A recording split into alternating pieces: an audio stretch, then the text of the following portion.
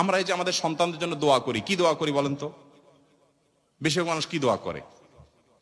আমাদের দোয়াগুলো যারা কোরআন হাদিসের বাতানো দোয়া পড়ি না, নিজে থেকে দোয়া করি, অনেক সময় ভুল দোয়া করি, সবাই না, অনেক সময় ভুল দোয়া করেন অনেকে। যেমন, আল্লাহ আমার ছেলে যেন জিপিএ 5 পায়, আল্লাহ আল্লাহ আমার ছেলে যেন সিরিয়ালে চলে আসে, আল্লাহ আল্লাহ আমার ছেলে যেন অমুক কলেজে চান্স পায়, আল্লাহ মেয়েটা যেন অমুক ইউনিভার্সিটিতে চান্স পায়, আল্লাহ অমুক। এই না আমাদের দোয়া?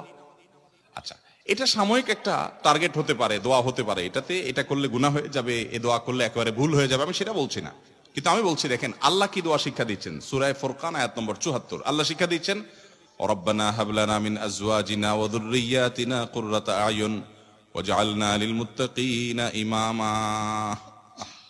কি দোয়া! এই দোয়ার অর্থ জানেন?